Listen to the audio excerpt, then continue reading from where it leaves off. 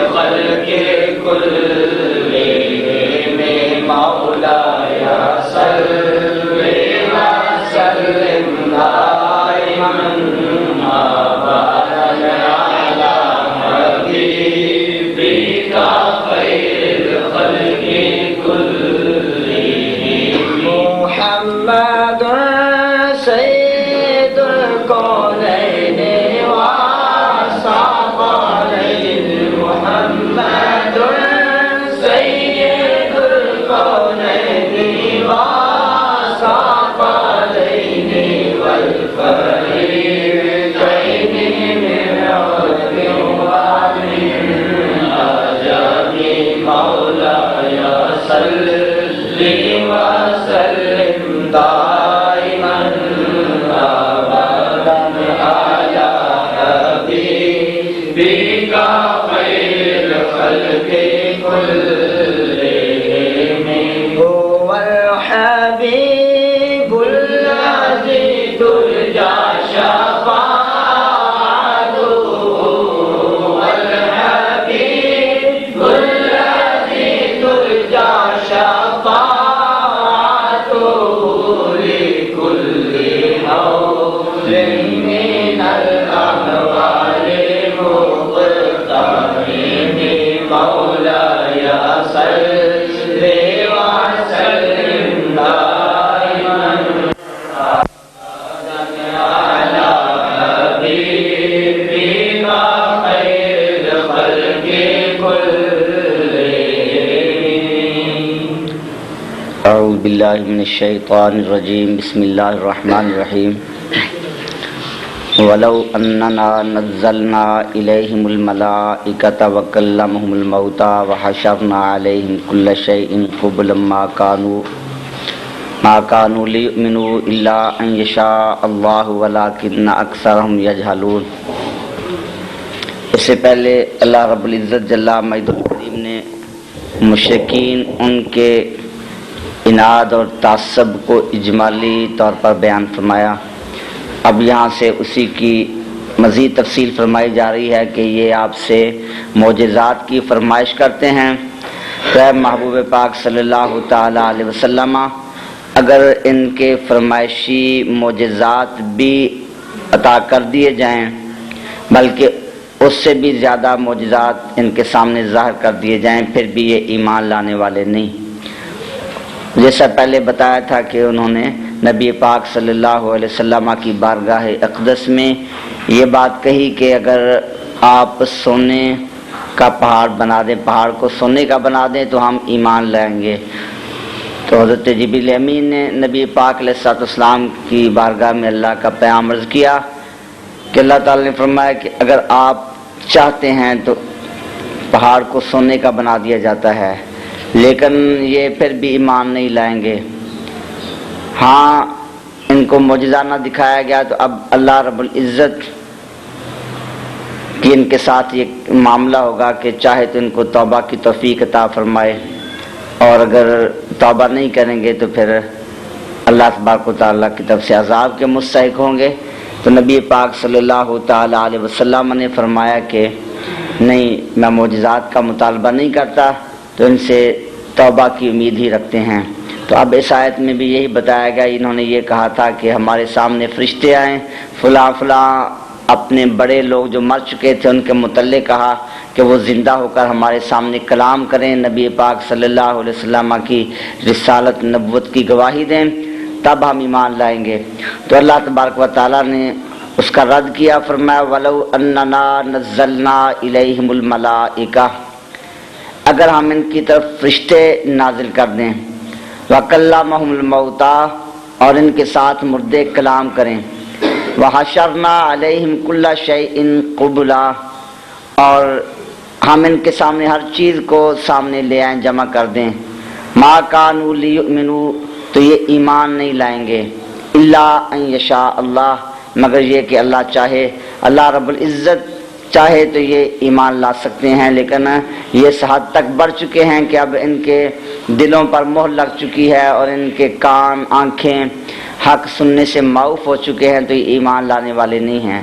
وَلَٰكِنَّ أَكْثَرَهُمْ يَجْهَلُونَ، لیکن ان میں سے اکثر جو ہیں وہ جاہل ہیں۔ آگے نبی پاک صلی اللہ علیہ وسلم کو تسلی دی جا رہی ہے۔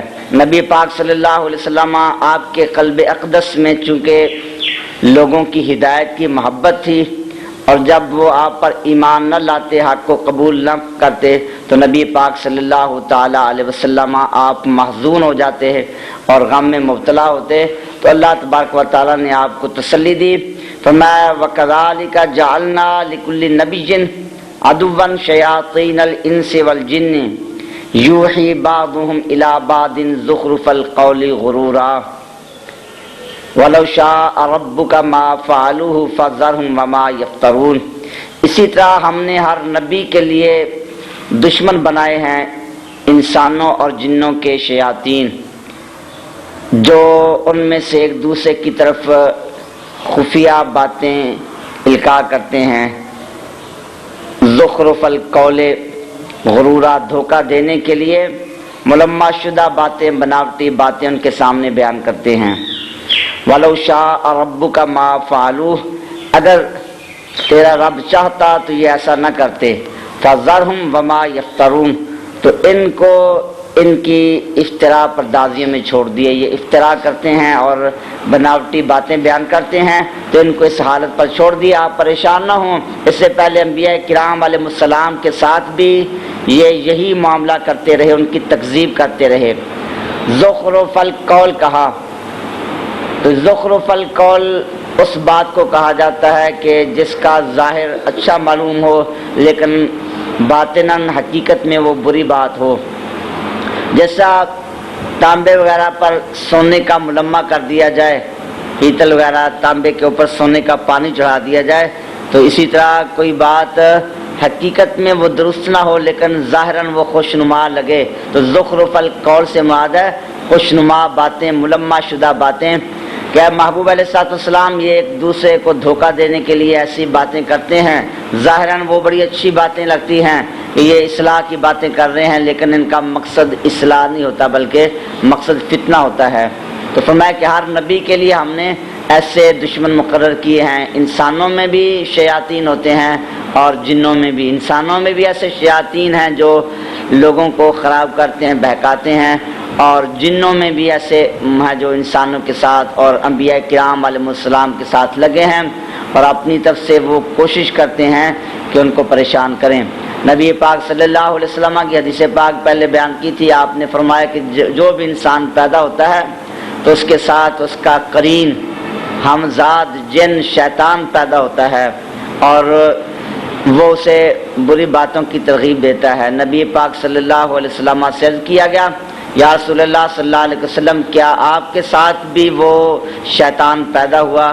تو نبی پاک صلی اللہ تعالی علیہ وسلم نے فرمایا کہ ہاں میرے ساتھ بھی پیدا ہوا، لیکن میری صحبت کی وجہ سے اس نے ایمان قبول کر لیا۔ تو یہ نبی پاک صلی اللہ علیہ وسلم کی شان اقدس ہے کہ شیاطین بھی آپ پر اثر انداز نہیں ہو سکتے بلکہ آپ کی صحبت نے ان پہ اثر کیا۔ وَلِتَصْغَىٰ إِلَيْهِ أَفْئِدَةُ الَّذِينَ لَا يُؤْمِنُونَ بِالْآخِرَةِ وَلِيَرْضَوْهُ وَلِيَقْتَرِفُوا مَا هُمْ مُقْتَرِفُونَ۔ فرمایا کہ یہ اس طرح کی جو باتیں کرتے ہیں مقصد کیا ہے؟ تاکہ وہ لوگ جو آخرت پر ایمان نہیں رکھتے ان کے دل اس کی طرف جھک جائیں، وَلِيَرْضَوْهُ، اور وہ لوگ جو ایمان رکھنے والے نہیں وہ اسے پسند کریں، اس پہ راضی ہو جائیں، وَلِيَقْتَرِفُوا مَا هُمْ مُقْتَرِفُونَ، اور جو برے کام انہوں نے کرنے ہیں تاکہ وہ برے کام کریں۔ تو یہ ایک دوسرے کی طرف القاء کرتے ہیں، بری باتیں کرتے ہیں، ان بری باتوں کے کرنے کا مقصد یہ ہے کہ لوگ باطل کی طرف مائل ہوں اور گناہ کرنے والے لوگ ان کی باتوں کو پسند کریں۔ تو یہ یوحی کہا اور پہلے بھی بتایا تھا کہ وہی اللہ کے نبی علیہ السلام کی طرف نسبت ہو تو پھر اللہ تبارک و تعالیٰ کی طرف سے القاء اور اللہ تبارک و تعالیٰ کا کلام فرمانا فرشتے کے ذریعے یا براہ راست اس معنی میں ہوتی ہے۔ اور اگر وحی کی نسبت غیر نبی کی طرف ہو تو پھر القاء کے معنی میں ہوگا۔ اگر غیر نبی کی طرف نسبت ہے اور وہ غیر نبی نیک مومن ہے تو اس وقت اس کا معنی اچھی بات دل میں ڈالنا، لیکن جب یہاں شیاطین وغیرہ کفار کی طرف اس کی نسبت کی گئی. اب وہی کا معنی ہوگا بری بات کی ترغیب دلانا اور دل میں بری بات ڈالنا، وسوسے ڈالنا. تو یہ ایک دوسرے کے دلوں میں اس طرح وسوسے ڈالتے ہیں اور اسلام پر اعتراضات کرتے ہیں، ان کے دلوں میں شبہ ڈالتے ہیں. افغیر اللہ ابتغی حکما وهو الذی انزل الیکم الکتاب مفصلا والذین آتیناہم الکتاب یعلمون انہ منزل من ربک بالحق فلا تکونن من الممترین. فرمایا کہ کیا اللہ کے علاوہ میں کسی اور کا فیصلہ تلاش کروں، حالانکہ اللہ تبارک و تعالیٰ ہی ہے جس نے تمہاری طرف کتاب اتاری تفصیل والی. اور وہ لوگ جن کو ہم نے کتاب عطا کی وہ جانتے ہیں کہ یہ تمہارے رب کی طرف سے حق نازل ہوئی ہے. تو اے مخاطب تو شک کرنے والوں میں سے نہ ہو جا.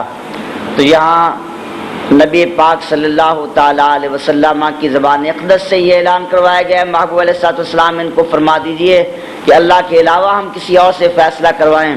یہ مشرکین مکہ تھے، یہ فیصلہ کے لیے یہود و نصارہ کی طرف رجوع کرتے، اہل کتاب کی طرف، اور کہتے کہ وہ اہل کتاب ہیں، تعلیم یافتہ ہیں، وہ بتائیں گے کہ حق کیا ہے.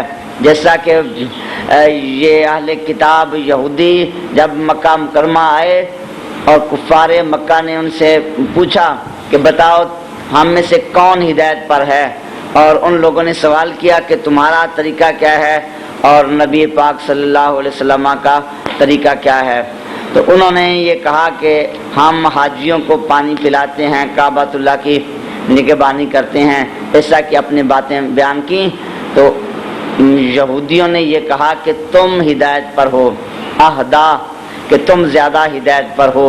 اور پھر یہودیوں نے ان کے کہنے پر کفار کے بتوں کو بھی سجدہ کیا ان کو راضی کرنے کے لیے. تو اللہ تبارک و تعالیٰ نے فرمایا کہ یہ کفار جو ہیں مشرکین یا اہل کتاب اور یہودیوں کو فیصلہ بناتے ہیں، حالانکہ فیصلہ کرنے والی ذات اللہ تبارک و تعالیٰ کی ہے. اللہ تعالیٰ سے ہی ہم فیصلہ کروائیں گے. تو اللہ تعالیٰ نے ہی یہودیوں پر کتاب تورات نازل کی تھی، اور یہودی جو تورات پڑھنے والے ہیں وہ بھی جانتے ہیں کہ قرآن مجید اللہ تعالیٰ کی طرف سے حق ہے اور اس میں کوئی شبہ نہیں ہے، لیکن وہ عناد کی وجہ سے اس کا اظہار نہیں کرتے. تو پھر فیصل اللہ کی ذات ہے، یہ لوگ فیصلہ کرنے والے نہیں ہیں. تو اس آیت مبارکہ میں یہ فرمائے گا کہ اللہ تبارک و تعالیٰ کو ہی میں فیصلہ کرنے والا بناؤں گا. اب اس طرح کی آیات سے کوئی یہ استدلال کرے کہ اللہ کے علاوہ کسی اور کو حکم نہیں بنایا جا سکتا، یہ شرک ہے. قرآن مجید میں اس طرح کے بہت سے مقامات ہیں اللہ تعالیٰ کے لیے کوئی صفت ثابت کی گئی. اب اس آیت کو لے کر یہ کہا جائے کہ اللہ کے علاوہ کے لیے یہ صفت ثابت کرنا جائز نہیں اور یہ شرک ہے، تو یہ قرآن مجید فرقان حمید کے معنی میں تعریف ہے. قرآن پاک میں اللہ تعالیٰ نے بہت سی ایسی صفات کا ذکر کیا، اپنی ذات کے لیے ثابت کیا تو وہ ذاتی طور پر، اور دوسروں کے لیے اس کا ثبوت کیا وہ عطائی طور پر. تو یہ حکم والی صفت بھی ایسی ہی ہے. خارجی آج کل خارجی جو ہے وہ وہابیوں میں اور دیوبندیوں میں تبدیل ہو گئے. حضرت علی المرتضیٰ رضی اللہ تعالیٰ عنہ کے دور میں خارجیوں نے یہی کہا تھا، یہ کہا ان الحکم الا للہ، حاکم تو صرف اللہ ہے، اللہ کے علاوہ ہم کسی اور کا حکم نہیں مانتے، کسی اور کا فیصلہ نہیں مانتے. تو حضرت علی المرتضیٰ رضی اللہ تعالیٰ عنہ کی طرف سے ان کو یہ جواب دیا گیا کہ قرآن پاک میں اللہ نے فرمایا وَإِنْ خِفْتُمْ شِقَاقَ بَيْنِهِمَا فَابْعَثُوا حَكَمًا مِّنْ أَهْلِهِ وَحَكَمًا مِّنْ أَهْلِهَا. فرمایا کہ اگر میاں بیوی میں اختلاف کا خدشہ ہو تو ایک فیصل خامد کی طرف سے مقرر کر لو اور ایک حکم اور فیصل بیوی کی طرف سے مقرر کر لو. تو یہاں اللہ رب العزت خود حکم دے رہا ہے کہ میاں بیوی میں جھگڑے کی صورت میں دو آدمیوں کو حاکم بنا لو، فیصل بنا لو. تو وہ شرک نہیں ہے، کیونکہ اللہ رب العزت کے حکم سے حکم بنایا جا رہا ہے، اللہ کے حکم کے مطابق بنایا جا رہا ہے اور ان کو حکم مانا جا رہا ہے اللہ تعالیٰ کی عطا سے. اور جہاں اللہ نے فرمایا کہ اللہ کی ذات ہی حاکم ہے تو وہاں حقیقی حاکم مراد ہے، ذاتی حاکم مراد ہے، کسی کی عطا کے بغیر. ورنہ قرآن پاک میں خود اللہ کا ارشاد ہے فلا وربک لا یؤمنون حتی یحکموک فیما شجر بینہم، اے محبوب علیہ الصلوۃ والسلام تیرے رب کی قسم یہ لوگ اس وقت تک مومن نہیں ہوں گے جب تک آپ کو اپنے جھگڑوں میں حاکم تسلیم نہ کر لیں۔ تو اللہ تبارک و تعالیٰ نے نبی پاک صلی اللہ علیہ وسلم کو حاکم ماننے پر ایمان کا دار و مدار رکھا، جبکہ یہاں فرمایا جا رہا ہے کہ اللہ تعالیٰ ہی حکم ہے، اور ایک آیت میں فرمایا حکم صرف اللہ ہی کے لیے ہے۔ تو ان آیات سے مراد یہی ہے کہ ذاتی طور پر حاکم، حقیقی حاکم اللہ کی ذات ہی ہے، لیکن اللہ تبارک و تعالیٰ کی اطاعت سے اللہ کے مقبول بندے ان کو بھی حکم بنایا جاتا ہے اور ان کو بھی فیصل مانا جاتا ہے۔ وَتَمَّتْ كَلِمَةُ رَبِّكَ صِدْقًا وَعَدْلًا، فرمایا کہ تیرے رب کی کہ کلمات مکمل ہو گئے سچ اور عدل کے اعتبار سے، لا مبدل لکلماتہ وہو السمیع العلیم، اللہ تبارک و تعالیٰ کی کلمات میں کوئی تبدیلی نہیں ہے اور وہ سننے والا جاننے والا ہے۔ تو یہ قرآن مجید فرقان حمید کے متعلق اللہ نے بیان کیا کہ قرآن مجید کے کلمات سچے ہیں اور انصاف والے ہیں، صدق اور عدل کے اعتبار سے یہ مکمل ہیں۔ تو یہ قرآن کے منزل من اللہ ہونے کی دلیل ہے۔ اللہ کے کلام کی یہ شان ہوتی ہے کہ اللہ کا کلام مکمل طور پر صادق عادل ہوتا ہے۔ بندے میں یہ استعداد نہیں ہے، بندہ کوئی کتاب لکھتا ہے، کوئی کلام کرتا ہے، اس میں تضاد آ سکتا ہے، واقع کے خلاف بات آ سکتی ہے۔ بڑے بڑے علماء کتابیں لکھیں، لیکن علماء کا فیصلہ ہے کہ کسی عالم کی کتاب بھی لغزش سے محفوظ نہیں ہے، ہر عالم میں کی کتاب میں کسی نہ کسی مقام پر کوئی غلطی ہو سکتی ہے۔ یہ اللہ تبارک و تعالیٰ نے اپنے کلام کو اعزاز عطا فرمایا اور اپنے کلام کو یہ شان عطا فرمائی، لا ریب فیہ، اس میں کسی قسم کا شک نہیں ہے، وہ ہر اعتبار سے صادق ہے اور اس میں کوئی تضاد نہیں ہے۔ فرمایا لو کان من عند غیر اللہ لوجدوا فیہ اختلافا کثیرا، اگر یہ اللہ کا کلام نہ ہوتا تو اس میں بہت زیادہ اختلاف پاتے۔ تو یہ قرآن پاک کے برحق ہونے کی دلیل ہے کہ قرآن پاک صادق ہے اور قرآن مجید میں کسی ایک مقام پر بھی کوئی تضاد نہیں پایا جا رہا۔ اگر کسی جگہ ہمیں تضاد لگے تو وہ ہماری ناقص عقل کا قصور ہوگا، لہذا جہاں اس طرح کی آیات ہوں کہ کسی جگہ ایک حکم کو ثابت کیا جا رہا ہے اور دوسری جگہ اس حکم کی نفی کی جا رہی ہے، تو وہ حقیقت میں تضاد نہیں ہوگا، بلکہ وہاں غور و فکر کرنا پڑے گا، قرآن مجید کی دیگر آیات کی طرف رجوع کرنا پڑے گا، حدیث طیبہ اور اکابر جنہوں نے نبی پاک علیہ السلام سے یا پھر آگے صحابہ کرام سے تابعین سے علم حاصل کیا، ان کے اقوال کو دیکھنا پڑے گا اور ان آیات کے صحیح مفہوم کو متعین کرنا ہوگا، ورنہ قرآن مجید فرقان حمید میں کسی ایک جگہ معمولی سا تضاد بھی نہیں ہے۔ وَإِن تُطِعْ أَكْثَرَ مَنْ فِي الْأَرْضِ يُضِلُّوكَ عَنْ سَبِيلِ اللَّهِ إِن يَتَّبِعُونَ إِلَّا الظَّنَّ وَإِنْ هُمْ إِلَّا يَخْرُصُونَ، اے مخاطب اگر زمین میں جو لوگ ہیں ان کی تو اکثر اطاعت کرے تو یہ تجھ کو اللہ کے راستے سے بھٹکا دیں گے۔ ان یتبعون الا الظن، یہ صرف ظن کی اتباع کرتے ہیں، یہ صرف اپنے گمان کی پیروی کرتے ہیں۔ انہم الا یخرصون، یہ صرف قیاس آرائیاں کرتے ہیں۔ یخرصون خرص اندازے سے، اٹکل پچو سے، قیاس سے کوئی بات کرنا، تو یہ لوگ کافر ہیں، مشرک ہیں، اپنے اندازے سے باتیں کرتے ہیں اور قیاس آرائیاں کرتے ہیں۔ اگر تم ان کی باتوں کو ماننے لگو تو یہ خود بھی راہ ہدایت سے دور ہیں اور تم کو بھی بھٹکا دیں گے۔ ان ربک هو اعلم من يضل عن سبیلہ وهو اعلم بالمهتدین، بے شک تمہارا رب خوب جانتا ہے کہ کون اس کے راستے سے بھٹکا ہوا ہے اور وہ ہدایت یافتہ لوگوں کو جانتا ہے۔ تو اللہ رب العزت کی ذات کو علم ہے، اس کا علم کامل مکمل ہے، اسے علم ہے کہ کون گمراہ ہے اور کون ہدایت یافتہ ہے، تو پھر فیصلہ تو وہی کر سکتا ہے جسے علم ہو کہ ہدایت یافتہ کون اور گمراہ کون ہے، لہذا اللہ کی ذات کو ہی فیصلہ بنایا جائے گا، ان یہود و نصارہ اہل کتاب کے فیصلے کو نہیں مانا جائے گا۔ فَكُلُوا مِمَّا ذُكِرَ اسْمُ اللَّهِ عَلَيْهِ إِن كُنتُم بِآيَاتِهِ مُؤْمِنِينَ، تو تم اس میں سے کھاؤ جس پر اللہ کا نام لیا گیا ہے اگر تم اس کی آیات پر ایمان رکھنے والے ہو۔ یہ مشرکین مکہ اعتراض کرتے تھے کہ جو جانور طبی موت مر جائے وہ خود بخود مر جائے اس کو تو اللہ نے مارا ہے، اور جس کو چھری سے ذبح کر دیا جائے اس کو بندے نے مارا ہے، تو وہ اعتراض کرتے کہ اللہ کا مارا ہوا تو حرام ہے اور بندوں کے مارے ہوئے کو تم حلال کہتے ہو۔ تو اس طرح وہ یہ اعتراضات کرتے کہ تم یہ مردہ جانور کو حرام کہتے ہو، یہ تو اللہ کا مارا ہوا ہے، تو یہ عجیب بات ہے کہ اللہ کا مارا ہوا حرام ہو جائے اور تم جس کو خود مار دو، چھری سے ذبح کر دو، وہ حلال ہو جائے۔ تو اس اعتراض کا جواب دیا کہ یہ حلت حرمت کا دار و مدار اللہ تعالیٰ کے حکم پر ہے، جس چیز کو اللہ حلال قرار دے وہ حلال ہے، اور جس چیز کو اللہ تعالیٰ حرام قرار دے وہ حرام ہے۔ اور یہ پھر مختلف جانور بناتے تھے، جس طرح پہلی آیات میں ذکر آیا بحیرہ، صائبہ، وسیلہ، حام وغیرہ، بتوں کے نام پر ان کو چھوڑ دیتے اور یہ کہتے کہ اب ان کا کھانا حرام ہے۔ تو اللہ تعالیٰ نے فرمایا کہ ان کو تم نے خود حرام کر دیا ہے۔ تو جس چیز پر اللہ کا نام لیا جائے تو جو اللہ کی آیات کو ماننے والے ہیں وہ اس کو کھاتے ہیں، یہ نہیں کہ اب اس پر قرآن پڑھ دیا گیا تو یہ حرام ہو جائے گا۔ اللہ کی آیات ماننے والے اس کو حرام قرار نہیں دیتے، بلکہ جس پر اللہ کا نام لیا گیا تو وہ جانور حلال ہے۔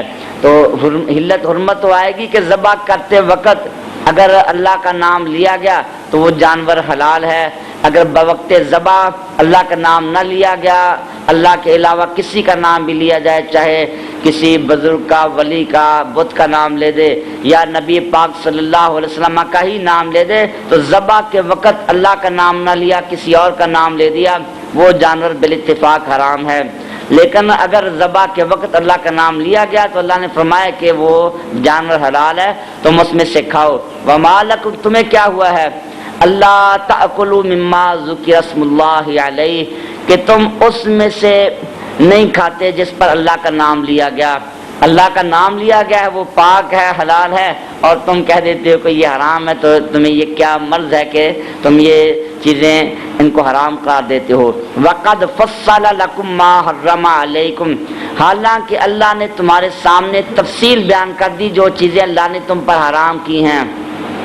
اللہ نے تو قرآن میں بتا دیا کہ کون کون سی چیزیں حرام ہیں، مردار حرام ہے، خون حرام ہے، خنزیر حرام ہے، شراب حرام ہے۔ تو حرام چیزوں کو اللہ نے بیان کر دیا، اور تم اپنی طرف سے کہہ دیتے ہو یہ 11ویں شریف حرام ہے اور یہ میلاد شریف کی شرینی حرام ہے، تو یہ تمہارے پاس کیا دلیل ہے؟ اللہ تو حرام چیزوں کی تفصیل فرما چکا ہے، تو پھر تم خود اپنی طرف سے ان چیزوں کو حرام قرار نہ دو۔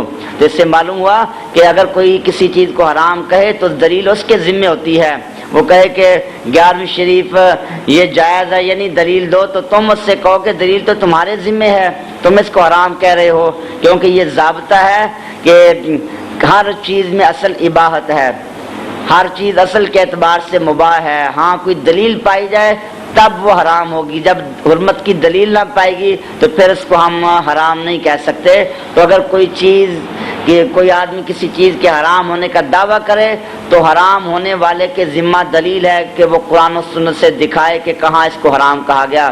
اگر وہ یہ کہے گا کہ قرآن میں تو اس کا ذکر نہیں ہے، حدیث میں اس کا واضح ذکر نہیں، اور کسی اصول سے یہ حرام ثابت نہیں ہوتی، تو پھر جب قرآن و سنت میں اس کا ذکر نہیں ہے تو یہ اس کے حرام ہونے کی دلیل نہیں، یہ تو اس کے حلال ہونے کی دلیل ہے۔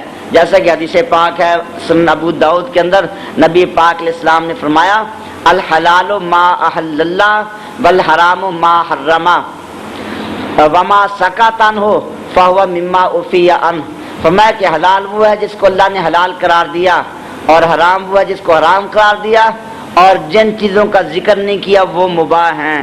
تو اگر کسی چیز کا ذکر نہ ہو یہ تو اس کے جائز اور مباح ہونے کی دلیل ہے، یہ اس کے حرام ہونے کی دلیل نہیں۔ الا ما اضطررتم الیہ، ہاں اگر تم مجبور ہو جاؤ، اللہ نے جو چیزیں تم پر حرام قرار دی ہیں وہ مردار، خون، شراب وغیرہ وہ چیزیں حرام ہیں، ہاں اگر اضطرار کی حالت ہو، جنگل میں ہو، بھوک سے مر رہے ہو، پیاس سے مر رہے ہو، اب اپنی جان بچانے کے لیے شراب کا گھونٹ پی لیا جس سے جان بچ سکے، خنزیر کا گوشت کھا لیا جس سے جان بچ سکے، اضطرار کی حالت میں معاف ہے، ورنہ وہ چیزیں حلال نہیں ہیں۔ وَإِنَّ كَثِيرًا لَا يُضِلُّونَ بِأَهْوَائِهِمْ بِغَيْرِ عِلْمٍ، بے شک بہت سے لوگ اپنی خواہشات سے بغیر علم کے لوگوں کو گمراہ کرتے ہیں، ویسے ہی فتوے لگا دیتے ہیں لا علمی اور نہ جاننے کی وجہ سے، اور اپنی خواہشات کی اتباع کرتے ہوئے ایسا کی باتیں کرتے ہیں۔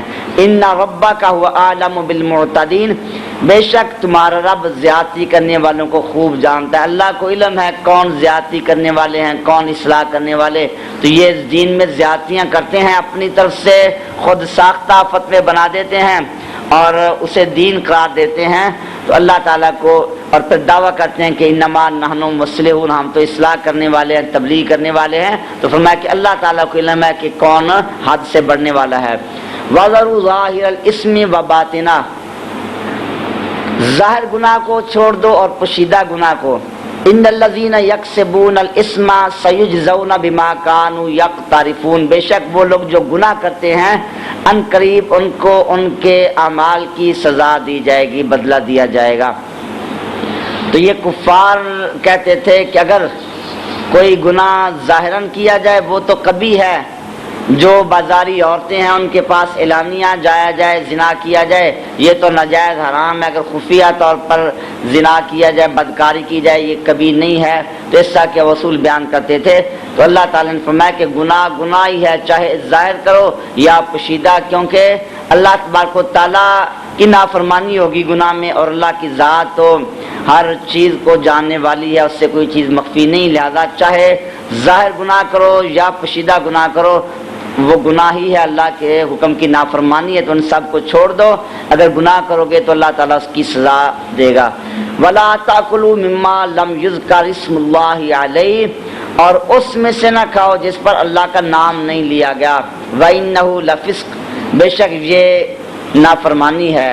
وَإِنَّ الشَّيَاطِينَ لَيُوحُونَ إِلَىٰ أَوْلِيَائِهِمْ، بے شک شیطان اپنے دوستوں کی طرف یہ القاء کرتے ہیں، باتیں ڈالتے ہیں، دوستوں کو یہ بتا دیتے ہیں کہ ایسی چیزوں کو حرام کہہ دو، ان چیزوں کو حلال کہو، لِيُجَادِلُوكُمْ، تاکہ وہ تم سے جھگڑا کریں، تو یہ شیطان ان کے دلوں میں یہ وسوسے ڈالتے ہیں۔ وَإِنْ أَطَعْتُمُوهُمْ إِنَّكُمْ لَمُشْرِكُونَ، اگر تم ان کی بات مانو گے تو پھر تم بھی شرک کرنے والے ہوگے۔ أَوَمَنْ كَانَ مَيْتًا فَأَحْيَيْنَاهُ وَجَعَلْنَا لَهُ نُورًا يَمْشِي بِهِ فِي النَّاسِ كَمَنْ مَثَلُهُ فِي الظُّلُمَاتِ لَيْسَ بِخَارِجٍ مِنْهَا، کیا وہ شخص جو مردہ تھا تو ہم نے اس کو زندہ کیا اور ہم نے اس کے لیے نور بنا دیا جس کے ذریعے لوگوں میں وہ چل رہا ہے، تو کیا وہ اس آدمی کی مثل ہو جائے گا جو اندھیروں میں ہے اور اندھیروں سے نکلنے والا نہیں ہے؟ اسی طرح کافروں کے لیے ہم نے ان کے اعمال مزین کر دیے ہیں۔ اس آیت کا شان نزول یہ بیان کیا گیا کہ نبی پاک صلی اللہ تعالی علیہ وسلم آپ نے اللہ تبارک و تعالیٰ کی بارگاہ میں عرض کی، الہ العالمین یہ دو بندے ہیں، ابو جہل اور حضرت عمر بن خطاب رضی اللہ تعالی عنہ، عمر بن خطاب، عمر بن ہشام، اے اللہ ان دونوں میں سے جو تجھے محبوب ہے اس کے ذریعے اسلام کو غلبہ عطا فرما، ان دونوں میں سے ایک کو اسلام کی توفیق عطا فرما۔ اور نبی پاک صلی اللہ تعالی علیہ وسلم آپ کی یہ دعا اللہ کی بارگاہ میں مقبول ہوئی۔ حضرت عمر فاروق رضی اللہ تعالیٰ عنہ نبی پاک صلی اللہ علیہ وسلم کو شہید کرنے کے ارادے سے نکلے ہیں، لیکن نبی پاک صلی اللہ تعالی علیہ وسلم آپ کی دعا کا اثر ہوا کہ وہ خود آپ پر ایمان لائے، آپ کی غلامی اختیار کی، تو اللہ تبارک و تعالیٰ نے حضرت عمر فاروق رضی اللہ تعالیٰ عنہ کو اسلام کی دولت عطا فرمائی۔ تو اللہ نے یہ فرمایا کہ ایک شخص وہ ہے جو مردہ تھا، کافر تھا، ہم نے اس کو زندہ کیا، اب ہم نے اس کو نور عطا فرمایا جس کے ذریعے وہ لوگوں کے درمیان چل رہا ہے، یعنی ہم نے اسے ہدایت عطا فرمائی اور اسلام کی دولت عطا فرمائی، حضرت عمر فاروق رضی اللہ تعالیٰ عنہ۔ اور دوسرا وہ شخص ہے جو اندھیروں میں مبتلا ہے اور اندھیروں سے باہر نہیں نکل رہا، سرکشی اور عناد میں پختہ ہو چکا ہے، یعنی ابو جہل، فرمایا یہ دونوں برابر نہیں ہو سکتے۔ ایک اس آیت کا یہ شان نزول بیان کیا گیا، اور دوسرا اس آیت مبارکہ کا یہ شان نزول بیان کیا گیا ہے کہ حضرت سیدنا امیر حمزہ رضی اللہ تعالی عنہ نبی پاک صلی اللہ علیہ وسلم کے چچا جان، ان کے متعلق یہ آیت مبارکہ نازل ہوئی۔ ابو جہل نے نبی پاک صلی اللہ علیہ وسلم کی توہین کی، آپ کے اوپر گوبر پھینکا۔ حضرت سیدنا امیر حمزہ رضی اللہ تعالیٰ عنہ آپ شکار کے لیے گئے ہوئے تھے، واپس آئے، آپ کو بتایا گیا کہ ابو جہل نے یہ کام کیا۔ حضرت حمزہ رضی اللہ تعالیٰ عنہ اس وقت آپ ابھی مسلمان نہیں ہوئے تھے، آپ کو پتہ چلا کہ میرے بھتیجے ان کے ساتھ یہ معاملہ کیا ہے، تو آپ اسی طرح ہاتھ میں وہ شکار کا ساز و سامان تھا، کمان پکڑی ہوئی تھی، ابو جہل کے پاس گئے، وہ سامنے مجمع میں بیٹھا ہوا ہے اور زور کے ساتھ اس کے سر پر کمان ماری، اس کو مارا۔ تو ابو جہل نے کہا کہ تم اس آدمی کی طرفداری کر رہے ہو جو ہمارے بتوں کو برا کہتا ہے، ان کی مخالفت کرتا ہے۔ تو حضرت حمزہ رضی اللہ تعالی عنہ نے فرمایا کہ ہاں میں بھی یہی کہتا ہوں، اور آپ نے اسلام قبول کر لیا، اللہ تعالیٰ نے ان کو اسلام کی توفیق عطا فرمائی۔ تو اللہ تبارک و تعالیٰ نے فرمایا کہ یہ وہ شخص ہیں کہ مردہ تھے، کافر تھے، اللہ نے ان کو زندگی عطا فرمائی، اسلام کی توفیق عطا فرمائی، نور عطا فرمایا۔ اور دوسری طرف ابو جہل ہے، وہ اپنے کفر میں پختہ ہو چکا ہے، تو یہ دونوں برابر نہیں ہیں۔ اور کفار کے لیے فرمایا کہ ہم نے ان کے اعمال مزین کر دیے ہیں، تو کفار جو ہیں ان کو اپنی وہی کفر والی باتیں اچھی لگتی ہیں۔ وَكَذَلِكَ جَعَلْنَا فِي كُلِّ قَرْيَةٍ أَكَابِرَ مُجْرِمِيهَا لِيَمْكُرُوا فِيهَا، اسی طرح ہم نے ہر بستی میں ان کے مجرموں کے بڑے بنائے، سردار بنائے، تاکہ وہ اس بستی میں مکر کریں، فریب کریں۔ وَمَا يَمْكُرُونَ إِلَّا بِأَنفُسِهِمْ، اور وہ اپنے آپ سے ہی مکر کرتے ہیں۔ وما یشعرون، ان کو شعور نہیں ہے۔ تو اس میں نبی پاک صلی اللہ علیہ وسلم کو یہ تسلی دی گئی کہ اے محبوب علیہ السلام، یہ کفار کے سردار آپ کی مخالفت کرتے ہیں اور آپ کو ایذا پہنچاتے ہیں، آپ کے متعلق نازیبا کلمات کہتے ہیں، تو ان کی باتوں پر آپ پریشان نہ ہوں۔ یہ ہمیشہ سے اسی طرح طریقہ چلا رہا ہے کہ ہم نے اس طرح کے لوگ بنا دیے، کیونکہ یہ ضابطہ ہے الاشیاء تعرف بازدادها، چیزیں اپنی ضدوں سے پہچانی جاتی ہیں۔ اگر رات نہ ہوتی، دن کی روشنی کی قدر نہ معلوم ہوتی، اگر کفر نہ ہوتا تو اسلام کی قدر معلوم نہ ہوتی، تو اللہ تعالیٰ نے حق اور باطل میں امتیاز واضح کرنے کے لیے اور حق اور باطل کو جدا جدا کرنے کے لیے اور حق کی قدر کو واضح فرمانے کے لیے یہ طریقہ مقرر فرمایا کہ بستیوں میں ان کے بڑے بڑے سردار بنائے، وہ اسلام کے خلاف، اللہ کے کلمہ کے خلاف سازشیں کرتے ہیں، تو فرمایا کہ ان کے مکر کا، ان کے فریب کا ان کو خود ہی نقصان ہوتا ہے۔ اللہ رب العزت کے دین کا وہ کچھ نہیں بگاڑ سکتے، اللہ کے مقبول بندوں کا وہ کچھ نہیں بگاڑ سکتے، بلکہ ان کے اس مکر و فریب سے اللہ کا کلمہ اور بلند ہوتا ہے اور واضح ہوتا ہے، اور ایمان والوں کے ایمان اور زیادہ پختہ ہوتے ہیں۔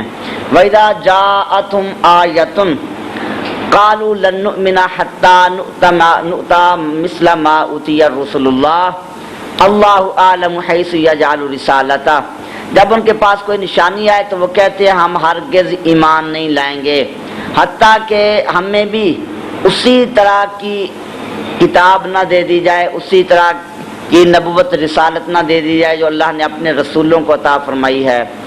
اللہ عالم حیث یجعل رسالتہ، اللہ خوب جانتا ہے کہ وہ اپنی رسالت کو کہاں رکھے۔ سیصیب الذین اجرموا صغار عند اللہ، ان قریب مجرمین کو اللہ کے ہاں ذلت پہنچے گی، وعذاب شدید، اور سخت عذاب پہنچے گا، بما کانوا یمکرون، ان کے مکر کی وجہ سے۔ تو یہ ولید بن مغیرہ اس نے یہ کہا کہ نبی پاک صلی اللہ علیہ وسلم آپ کے پاس مال و دولت بھی نہیں ہے اور عمر بھی میری زیادہ ہے، میں عمر کے اعتبار سے بھی زیادہ ہوں، ان سے بڑا ہوں، اور مال و دولت بھی میرے پاس زیادہ ہے، تو میرا حق بنتا تھا کہ مجھ پر نبوت رسالت آتی۔ اگر نبوت رسالت ہوتی، یہ برحق ہوتی، تو اللہ مجھے نبی بناتا، اللہ تعالیٰ مجھے رسول بناتا۔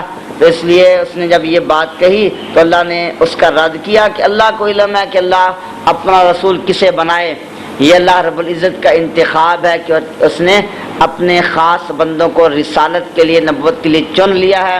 تو یہ اللہ کی طرف سے وحی ہوتی ہے. نبوت اور رسالت یہ کسبی نہیں ہوتی، یہ وحی ہے، اللہ کی عطا سے ہوتی ہے. ولایت وہ تو کسبی بھی ہوتی ہے.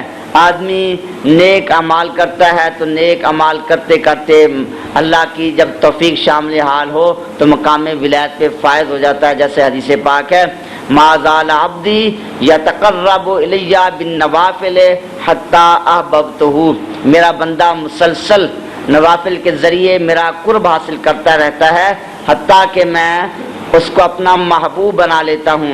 اگرچہ وہ بھی اللہ کی توفیق اللہ کی عطا سے ہوتی ہے لیکن اس میں کسب کا بھی دخل ہے. ولایت وحبی بھی ہوتی ہے اور کسبی بھی.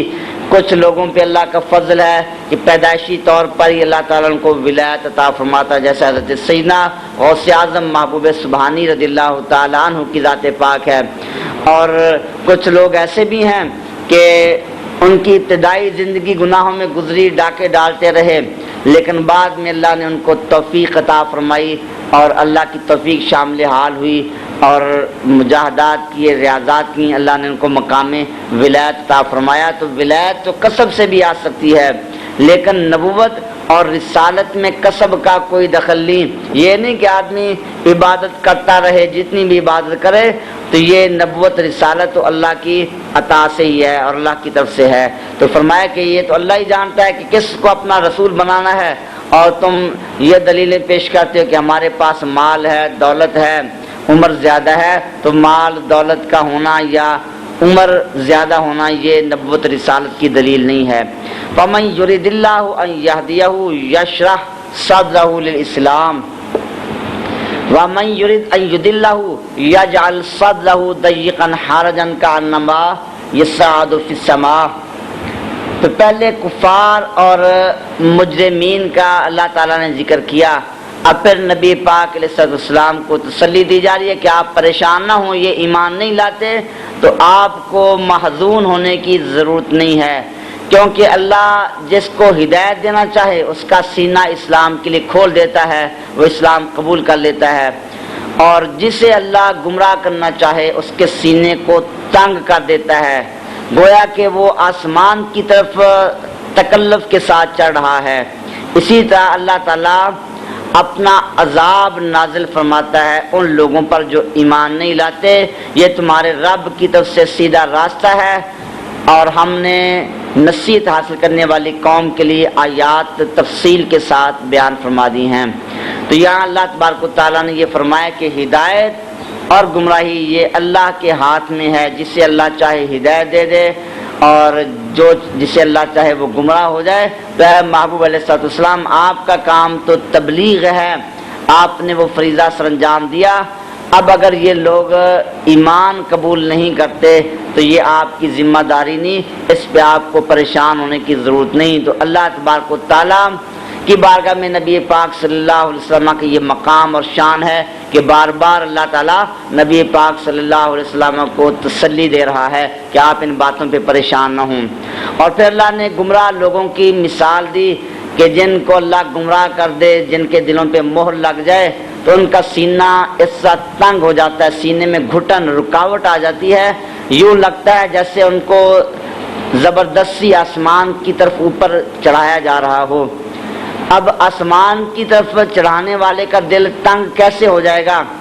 تو یہ بھی قرآن مجید فرقان حمید کی شان ہے کہ قرآن مجید فرقان حمید نے ایسے ایسے مسائل بیان کیے کہ بڑے بڑے سائنسدان بڑی تحقیقات کے بعد اس نتیجے پہ پہنچے اور قرآن مجید نے ان چیزوں کو پہلے سے بیان کر دیا. تو آج جب اوپر بلندی کی طرف جاتے ہیں تو وہاں جا کر پھر انسان کا سانس گھٹ جاتا ہے اور آکسیجن وغیرہ استعمال کرنی پڑتی ہے. تو یہ چیزیں آج سائنسدانوں کو معلوم ہوئی ہیں. آسمان کی طرف بلندی کی طرف جائیں تو پھر وہاں آکسیجن وغیرہ مصنوعی طور پر استعمال کی جائے گی، اس کے بغیر انسان کا سانس گھٹ جائے گا، اوپر نہیں چڑھ سکے گا. انسان کی زندگی ختم ہو جائے گی۔ تو اس وقت تو یہ چیزیں تحقیقات سامنے نہیں تھیں، لیکن قرآن مجید اس دور میں بیان فرما رہا ہے کہ گمراہ لوگوں کی حالت اسی طرح ہے جیسا وہ آسمان کی طرف بلند ہو رہے ہوں، اور جو آسمان کی طرف اٹھ رہا ہے اس کا سینہ گھٹ جاتا ہے، سانس رک جاتا ہے۔ تو ان کی بھی یہی کیفیت ہوتی ہے کہ اسلام کو، اللہ کی آیات کو دیکھ کر ان کے سینوں میں گھٹن پیدا ہوتی ہے۔ لَهُمْ دَارُ السَّلَامِ عِنْدَ رَبِّهِمْ وَهُوَ وَلِيُّهُمْ بِمَا كَانُوا يَعْمَلُونَ۔ فرمایا کہ یہ لوگ جو ہدایت والے ہیں تو ان کے لیے اللہ کے پاس سلامتی والا گھر ہے، اور اللہ تبارک و تعالیٰ ہی ان کا ولی، ان کا کارساز ہے۔ ان کے اعمال کی وجہ سے اللہ نے ان کو ان کے اعمال کا یہ صلہ عطا فرمایا۔ وَيَوْمَ يَحْشُرُهُمْ جَمِيعًا يَا مَعْشَرَ الْجِنِّ قَدِ اسْتَكْثَرْتُم مِّنَ الْإِنسِ وَقَالَ أَوْلِيَاؤُهُم مِّنَ الْإِنسِ رَبَّنَا اسْتَمْتَعَ بَعْضُنَا بِبَعْضٍ۔ تو فرمایا کہ اب قیامت کے دن یہ کفار مجرمین ان کی رسوائی کا منظر بیان کیا جا رہا ہے۔ فرمایا کہ جس دن ان سب کو ہم اپنی بارگاہ میں جمع کریں گے، اللہ تعالیٰ ان سب کو جمع فرمائے گا۔ اللہ ارشاد فرمائے گا، اے جنوں کے گروہ، قَدِ اسْتَكْثَرْتُم مِّنَ الْإِنسِ، تم نے انسانوں میں سے بہت سے لوگوں کو گمراہ کر دیا۔ شیطان جو جن ہیں ان کو اللہ فرمائے گا کہ تم نے انسانوں کی بڑی جماعت کو گمراہی میں مبتلا کر دیا۔ اور پھر انسانوں میں ان کے جو دوست ہیں وہ کہیں گے ربنا استمتع بعضنا ببعض، اے اللہ ہم نے ایک دوسرے سے فائدہ اٹھایا۔ وبلغنا اجلنا الذی اجلت لنا، اور ہم اس مدت کو پہنچ گئے جو مدت تو نے ہمارے لیے مقرر فرمائی تھی۔ اللہ فرمائے گا کہ تمہارا ٹھکانہ جہنم ہے، تم اس میں ہمیشہ رہو گے، مگر جسے اللہ چاہے، بے شک تیرا رب حکمت والا، علم والا ہے۔ تو اس میں یہ فرمایا گیا کہ جو شیاطین جن ہیں ان سے یہ اللہ سوال فرمائے گا، اور پھر انسانوں میں سے ان کے مددگار کہیں گے ہم نے ایک دوسرے سے فائدہ اٹھایا۔ جنات نے، شیاطین نے ہم سے فائدہ اٹھایا، ہم نے شیاطین سے فائدہ اٹھایا۔ ہم نے فائدہ کیسے اٹھایا کہ ہماری بری خواہشات تھیں، تو انہوں نے ہمیں بری خواہشات پورے کرنے کے ذرائع بتائے، تو ہم نے ان سے وہ وقتی فائدہ اٹھایا۔ اور ان کی خواہشات تھیں کہ انسانوں کو گمراہ کر دیا جائے، یہ انسان کے دشمن ہیں، تو انہوں نے اپنی ناجائز خواہشات پوری کی اور ہم نے گمراہ کیا، اور ہم نے اپنی ناجائز خواہشات پوری کی کہ اپنی وہ لذات حاصل کی۔ اور پھر اللہ نے ہماری جو مدت مقرر کی تھی اس وقت تک ہم فائدہ اٹھاتے رہے، تو یہ ہم دونوں کا اس میں قصور ہے۔ تو اللہ پھر فرمائے گا کہ آج تمہاری جزا یہی ہے کہ تم جہنم میں ہمیشہ ہمیشہ رہو گے۔ لیکن آگے استثناء فرما دی، اللہ ماشاء اللہ، مگر جب تک اللہ چاہے۔ تو کفار وہ تو ہمیشہ کے لیے جہنم میں ہیں اور اس سے کبھی نہیں نکلیں گے۔ یہاں استثناء کیوں فرمایا جا رہا ہے کہ جب اللہ چاہے گا ان کو جہنم سے نکالے گا؟ تو یہاں دو قول بیان کیے گئے۔ ایک تو یہ کہ اللہ تعالیٰ یہ ارشاد فرما رہا ہے کہ وہاں حشر نشر کا وقت وہ مستثنا ہے، جو حشر و نشر کا وقت ہوا وہ اللہ نے چاہا ہے کہ اس وقت میں وہ جہنم میں نہیں ہے، جہنم کے باہر بھی ان کو عذاب ہے، تو وہ وقت مستثنا ہے، اس کے علاوہ وہ ہمیشہ ہمیشہ جہنم میں رہیں گے۔ یا پھر یہ بھی مراد ہے جیسا حدیث میں بیان کیا گیا، جہنمی جب جہنم میں جل جائیں گے اور آگ کی تکلیف انتہائی زیادہ ہو جائے گی، پھر جہنم سے ان کو نکالا جائے گا، اور جہنم سے نکال کر طبقہ زمہریر میں ڈال دیا جائے گا، اور طبقہ زمہریر وہ ہوگا کہ جس میں انتہائی ٹھنڈک ہوگی اور انتہائی سرد وہ طبقہ ہوگا، اور اس کی ٹھنڈک بھی اتنی ہوگی وہ آگ سے بھی زیادہ تکلیف دہ ہوگی۔ تو پھر اس طبقے میں وہ منتقل کر دیے جائیں گے، تو پہلے وہ آگ کی گرمی کا عذاب اور پھر وہ برف کی ٹھنڈک کا عذاب ہوگا۔ اس عذاب میں جب انتہا کو پہنچ جائیں گے پھر نکال کر جہنم میں ڈال دیا جائے گا۔ اسی طرح ان کو کبھی جہنم میں اور کبھی وہ طبقہ زمہریر کی طرف منتقل کیا جائے گا۔ تو اللہ ماشاء اللہ سے مراد ہے کہ وہ وقت جب اللہ چاہے گا کہ ان کو اب عذاب والے آگ والے عذاب سے وہ ٹھنڈک والے عذاب کی طرف منتقل کیا جائے، اس وقت وہ جہنم سے نکال کر زمہریر کی طرف منتقل ہوں گے، ورنہ وہ ہمیشہ ہمیشہ جہنم میں رہیں گے، تو وہ کسی وقت بھی اللہ کے عذاب سے مستثنا نہیں ہوں گے، چاہے وہ آگ میں رہیں یا ٹھنڈک میں رہیں، دونوں صورتوں میں ان کے لیے سخت ترین عذاب ہوگا۔ بے شک تیرا رب حکمت والا علم والا ہے۔ وَكَذَلِكَ نُوَلِّي بَعْضَ الظَّالِمِينَ بَعْضًا بِمَا كَانُوا يَكْسِبُونَ، اسی طرح ہم ظالموں کو ایک دوسرے پر حاکم بنا دیتے ہیں، مسلط کر دیتے ہیں ان کے اعمال کی وجہ سے۔ لوگ برے اعمال کرتے ہیں تو ان برے اعمال کی سزا میں اللہ تعالیٰ حاکم بھی برے مسلط فرما دیتا ہے۔ تو اس آیت سے یہ پتہ چلا کہ جب حکمران برے آ جائیں تو وہ بھی بدعمالی کا نتیجہ ہوتا ہے، جیسا کہ اعمال ہوں گے اللہ تبارک و تعالیٰ اسی طرح کے حاکم عطا فرماتا ہے۔ جیسا حجاج بن یوسف کے متعلق ہے، وہ خطبہ دینے کے لیے جب ممبر پہ بیٹھنے لگا تو کوئی آدمی رکا لے کر وہاں ممبر پہ رکھ گیا، اس پہ لکھا ہوا تھا کہ تمہیں اللہ کے بندوں کی ضرورت نہیں، حکومت نہیں کرنی، تم ظلم و ستم کر رہے ہو اور سب لوگوں کو قتل کر رہے ہو۔ وہ انتہائی زیادہ ظالم تھا اور بہت زیادہ قتل کیے، صحابہ کرام علیہم رضوان کو بھی شہید کیا۔ تو اس نے ممبر پہ بیٹھ کے کہا کہ تم ابو ذر غفاری جیسے بن جاؤ تو حاکم بھی حضرت ابوبکر صدیق رضی اللہ تعالیٰ عنہ جیسے آ جائیں گے۔ اس وقت نیک لوگ تھے، اب تم جیسے، اگرچہ وہ دور صحابہ کا تھا اور بعد والا دور آ چکا تھا، لیکن برے لوگ بھی آ چکے تھے۔ وہ دور اس دور سے کہیں زیادہ بہتر تھا، خیر القرون تھا، مگر اس دور میں بھی برے لوگ بھی آ چکے تھے۔ تو اس نے کہا کہ تم ابو ذر غفاری جیسے بن جاؤ نیک صالح، تو پھر تم پر حکمران بھی حضرت ابوبکر صدیق رضی اللہ تعالیٰ عنہ جیسے آ جائیں گے، تو میں تو تم پر اللہ کا عذاب بن کر آیا ہوں۔ تو بہرحال یہ اللہ تبارک و تعالیٰ کا طریقہ رہا، سنت الہیہ رہی کہ جب بھی لوگ گمراہ ہوئے اور دین سے انحراف کیا تو بطور سزا پھر ان پر برے حاکم مسلط کر دیے جاتے ہیں۔ یا معشر الجن والانس الم یاتکم رسل منکم یقصون علیکم آیاتی وینذرونکم لقاء یومکم ھذا، اے جنوں انس کی جماعت، کیا تمہارے پاس تم میں سے رسول تشریف نہیں لائے جو تم پر میری آیات تلاوت کرتے، وَيُنذِرُونَكُمْ لِقَاءَ يَوْمِكُمْ هَذَا، اور تم کو اس دن کی ملاقات سے ڈراتے؟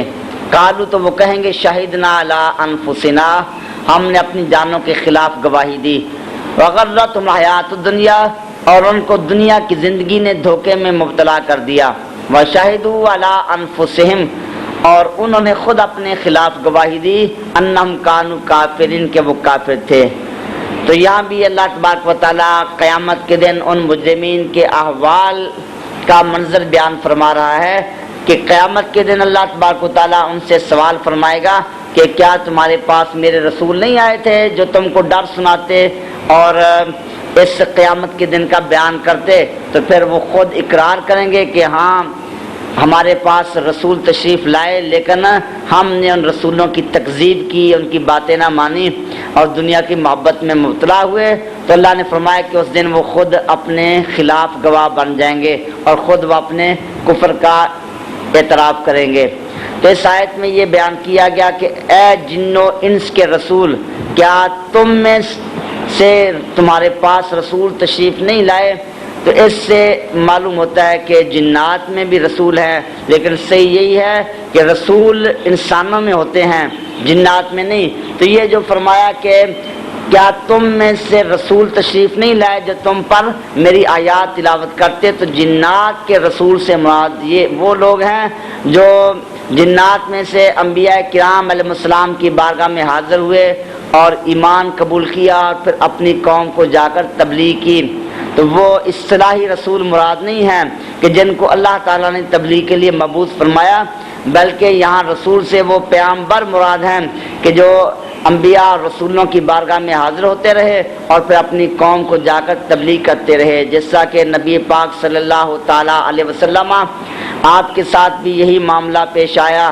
سورہ جن میں یہی واقعہ بیان کیا، نبی پاک صلی اللہ علیہ وسلم آپ نماز پڑھا رہے تھے، جنات کی جماعت آئی، انہوں نے قرآن سنا اور پھر نبی پاک صلی اللہ علیہ وسلم پر ایمان لائے اور اپنی قوم کو جا کر تبلیغ کی، آپ سے احکام سیکھے۔ تو یہ رسول مراد ہیں کہ جو انبیاء کی بارگاہ میں حاضر ہوتے اور ان سے احکام سنتے، پھر اپنی قوم کو جا کر تبلیغ کرتے۔ ذالک علم یکن ربک مہلک القری بظلم واہلھا غافلون، یہ اس لیے کہ تیرا رب بستیوں کو ہلاک فرمانے والا نہیں ظلم کی وجہ سے، جبکہ وہاں کے رہنے والے غافل ہوں۔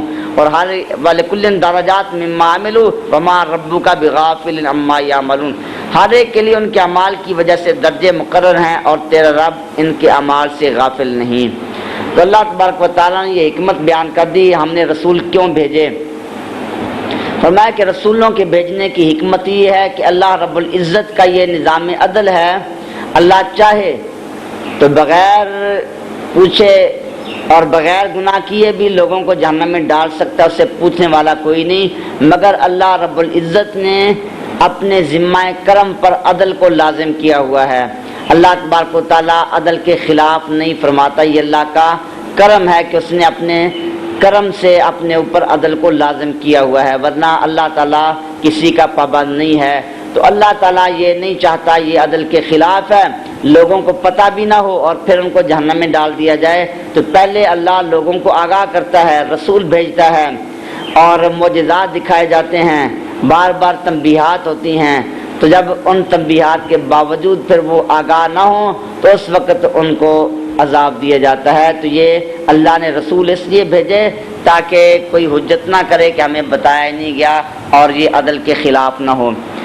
تو ان آیات میں اللہ تبارک و تعالیٰ پر ایمان لانے کا حکم دیا گیا، اللہ کی اطاعت کا، اللہ کی عبادت کا۔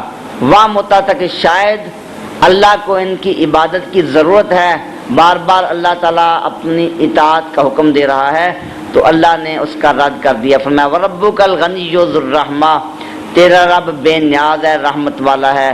اللہ کو کسی کی عبادت کی کوئی ضرورت نہیں ہے۔ انسان تو اللہ کی مخلوق میں سے بہت سے تھوڑے سے ہیں، انسانوں کو نکال دیا جائے، اللہ کی مخلوق تو بے شمار ہے۔ وَمَا يَعْلَمُ جُنُودَ رَبِّكَ إِلَّا هُوَ، اللہ کے لشکروں کو اللہ ہی جانتا ہے۔ تو اللہ کی عبادت کرنے والے معصوم فرشتے دن رات اللہ کی عبادت میں مصروف ہیں۔ اللہ کو ہماری عبادت کی، ہماری اطاعت کی کیا ضرورت ہے؟ تو اللہ ہماری عبادت سے بے نیاز ہے۔ اللہ نے فرمایا کہ تمہاری عبادت کی ضرورت نہیں، یہ تمہارا اپنا فائدہ ہے۔ إِن يَشَأْ يُذْهِبْكُمْ، اگر اللہ چاہے تمہیں لے جائے، تمہیں ختم کر دے۔ وَيَسْتَخْلِفْ مِن بَعْدِكُم مَّا يَشَاءُ كَمَا أَنشَأَكُم مِّن ذُرِّيَّةِ قَوْمٍ آخَرِينَ، تو اللہ چاہے تمہیں لے جائے اور پھر تمہارے بعد جن کو چاہے تمہاری جگہ لائے، جیسا کہ تم کو دوسری قوم کی اولاد میں سے بنایا۔ انما توعدون لآت، بے شک جس کا تم سے وعدہ کیا گیا وہ آنے والی ہے۔ وما انتم بمعجزین، اور تم اللہ کو عاجز کرنے والے نہیں ہو۔ اللہ نے فرمایا کہ اگر اللہ چاہے تم کو موت دے دے، دوسرے لوگ تمہاری جگہ آ جائیں، تم بھی تو پہلے لوگوں کی جگہ ہے، پہلے اور لوگ تھے اور قومیں تھیں، وہ ختم ہو گئیں، ان کی اولاد میں سے تم ان کی جگہ آ گئے، تم کو بھی اللہ ختم کر سکتا ہے، تمہاری جگہ اور آ جائیں گے۔ اللہ کو تمہاری ضرورت نہیں ہے۔ ہاں اللہ نے تم سے وعدہ کیا ہوا ہے، کفار سے بھی وعدہ ہے اور ایمان والوں سے بھی۔ اللہ اپنے وعدے کی مخالفت نہیں کرتا۔ ان اللہ لا یخلف المیعاد، اللہ اپنے وعدے کی خلاف ورزی نہیں فرماتا۔ اللہ نے ایمان والوں سے انعامات کا وعدہ کیا، انہیں ایسے انعامات عطا کیے جائیں گے جو کسی آنکھ نے نہیں دیکھے، کسی کان نے نہیں سنے اور ہمارے ذہن میں ان کا تصور نہیں ہے۔ اور جو اہل کفر ہیں، کافر لوگ، مشرک ہیں، اللہ کا انکار کرنے والے، ان کے لیے جہنم کا عذاب کا وعدہ ہے۔ تو اللہ نے فرمایا کہ جو تم سے وعدہ کیا گیا ہے وہ ضرور آئے گا۔ اللہ کو تم اپنے وعدے سے عاجز نہیں کر سکتے۔ تم ایسا نہیں کر سکتے کہ اللہ کے وعدے میں تم حائل ہو جاؤ، اللہ کے عذاب میں حائل ہو جاؤ۔ اللہ کا وعدہ پورا ہو کر رہے گا، اس لیے پھر فائدہ تمہارا ہے کہ اللہ نے ایمان پر انعام کا وعدہ کیا اور کفر پر سزا کا وعدہ کیا، لہذا اگر ایمان لاؤ گے، اطاعت کرو گے تو اللہ کی طرف سے جزا کے انعام کے مستحق بنو گے۔ اگر انکار کرو گے تو سزا کے مستحق بنو گے، لہذا عبادت تمہاری ضرورت ہے، اللہ کو کوئی ضرورت نہیں ہے۔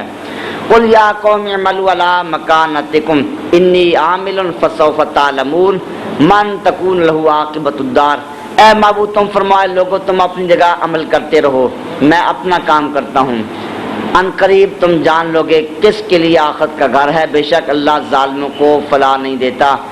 اے معبود صاحب ان کو اپنے حال پر چھوڑ دو، کافر آپ کی بات نہیں مان رہے تو ان کو کہو تم اپنا کام کرتے رہو، میں اپنا کام کرتا ہوں۔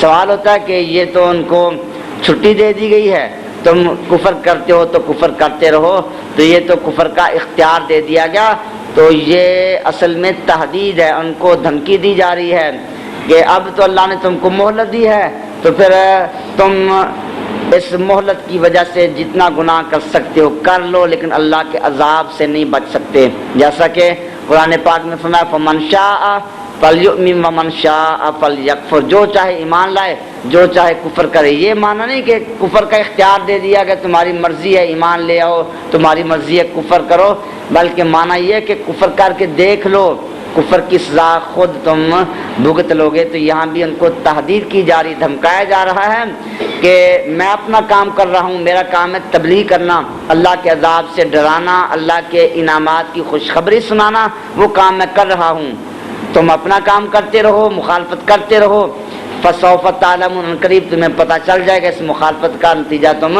خود دیکھ لو گے کہ کس کے لیے آخرت کا گھر ہے اور کس سے جہنم ملے گی۔ اللہ ظالموں کو فلاح نہیں دیتا۔ وَجَعَلُوا لِلَّهِ مِمَّا ذَرَأَ مِنَ الْحَرْثِ، کفار کے باطل عقائد کی پہلے اللہ تعالیٰ نے تردید فرمائی تھی، اب ان کی کئی باطل رسمیں ہیں، ان کا بیان کیا جا رہا ہے، کفریہ غلط باطل رسوم ان کا رد کیا جا رہا ہے۔ فرمایا جعلوا للہ مما ذرأ من الحرث والانعام نصیبا فقالوا ھذا للہ بزعمهم وھذا لشرکائنا، ان لوگوں نے اللہ کے لیے حصہ بنا دیا ان چیزوں میں سے جو اللہ نے کھیتی پیدا کی اور جانور پیدا کیے، اور یہ کہا کہ یہ اللہ کے لیے، ان کے گمان کے مطابق یہ ہمارے شریکوں کے لیے ہے، جو ان کے شریکوں کے لیے ہے فلا یصل الی اللہ، وہ تو اللہ تک نہیں پہنچتا، وما کان للہ فهو یصل الی شرکائہم، اور جو اللہ کے لیے ہے وہ ان کے شرکاء تک پہنچ جاتا ہے۔ ساء ما یحکمون، یہ کیسا برا فیصلہ کرتے ہیں۔ وہ کفار اپنی طرف سے جانوروں میں کھیتیوں میں حصہ نکال دیتے، یہ اللہ کا حصہ ہے، یہ ہمارے بتوں کا حصہ ہے، اور پھر اگر اللہ والے حصے سے کوئی چیز گر جاتی تو وہ ان کو شرکاء کو دے دیتے، بتوں کے نام پہ جو رکھا ہوا تھا اس میں وہ شامل کر دیتے، لیکن بتوں والے جو حصہ تھا اگر اس میں سے کچھ گر جاتا تو وہ اللہ والے حصے میں نہیں ملاتے تھے۔ تو اس طرح انہوں نے اپنے طور پر یہ سارے قانون بنائے ہوئے تھے، تو اللہ نے فرمایا کہ یہ کتنا برا فیصلہ کر رہے ہیں، اپنی طرف سے ہی یہ حصے بنا رہے ہیں کہ یہ اللہ کا حصہ ہے اور یہ اللہ کے شریکوں کا، حالانکہ اللہ کا تو کوئی شریک نہیں ہے۔ اور پھر جو اللہ والا حصہ وہ تو کہتے ہیں شریکوں کو مل جائے گا، اگر اس میں سے کوئی گر گیا تو وہ اٹھا کر ادھر رکھ دیں گے، اور جو ان بتوں والا حصہ ہے تو وہ اس طرف نہیں رکھیں گے۔ تو یہ اپنی طرف سے انہوں نے سارے قانون بنائے ہوئے ہیں اور یہ سارے شیطانی وسوسے ہیں۔ وَكَذَلِكَ زَيَّنَا لِكَثِيرٍ مِّنَ الْمُشْرِكِينَ، اسی طرح بہت سے مشرکین کے لیے ہم نے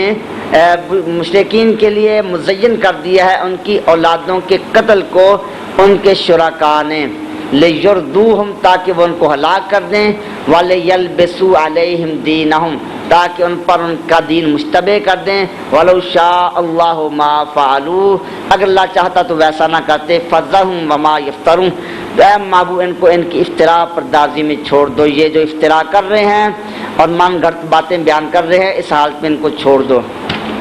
تو یہ اللہ نے فرمایا کہ ان کے جو شرکاء شیاطین ہیں انہوں نے ان کے دلوں میں یہ باتیں ڈال دی ہیں کہ اپنی اولاد کو قتل کر دو، اپنی اولاد کو یہ قتل کرتے تھے، بعض قتل کر دیتے تنگ دستی کے خوف سے، اور بعض بچیوں کو قتل کر دیتے آر کی وجہ سے۔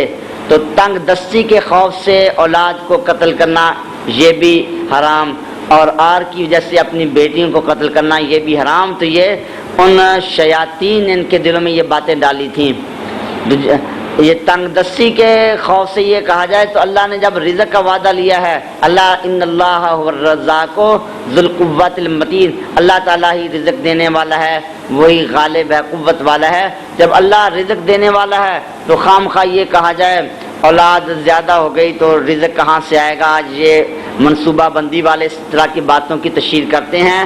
اگرچہ بعض صورتوں میں یہ چیزیں جائز ہیں، لیکن ان کی تشہیر کرنا جیسا یہ آج کل طریقہ ہے منصوبہ بندی والوں کا، تو یہ درست نہیں ہے، بلکہ نبی پاک صلی اللہ تعالیٰ علیہ وسلم آپ نے تو فرمایا کہ میں قیامت کے دن اپنی امت کی کثرت پر فخر کروں گا۔ اللہ تبارک و تعالیٰ وہ رزق دینے والا ہے۔ تو دنیا کب سے بنی ہے؟ حضرت آدم علیہ نبینا علیہ السلام سے لے کر آج تک کبھی یہ رزق ختم نہیں ہوا۔ تو جب تک اللہ نے کا اللہ کی مشیت ہے اس وقت تک دنیا قائم رہے گی، رزق بھی ملتا رہے گا۔ تو اس طرح رزق کے خوف سے کہ اگر اولاد ہو گئی تو رزق کہاں سے آئے گا، تو یہ طریقہ قرآن مجید کے حکم کے خلاف ہے۔ رزق دینے والا اللہ تعالیٰ ہے۔ اور اسی طرح وہ لوگ آر کی وجہ سے، شرم کی وجہ سے اپنی بیٹیوں کو قتل کر دیتے، زندہ درگور کر دیتے۔ نبی پاک صلی اللہ علیہ وسلم کی بارگاہ میں ایک شخص حاضر ہوا، اسلام قبول کیا، اور اس نے اپنا یہ واقعہ بیان کیا کہ حضور میں بھی اس بات پہ شرم محسوس کرتا تھا کہ میرے کوئی بیٹی ہو اور وہ بڑی ہو اور پھر کسی کے نکاح میں جائے، کوئی میرا داماد بنے، اس بات کو میں اپنے لیے مشرکین کے طریقہ کے مطابق آر سمجھتا تھا۔ تو میرے بچی پیدا ہوئی اور میری بیوی نے کسی طریقے سے اس کی پرورش کی اور مجھے اس کے قتل سے باز رکھا، اور وہ بچی بڑی ہو گئی۔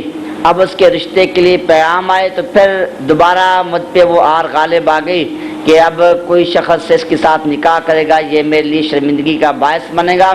تو میں نے اس بچی کو کہا، اس کی والدہ کو، کہ میں اس کو کسی جگہ لے کر جا رہا ہوں تو اسے میرے ساتھ بھیجو۔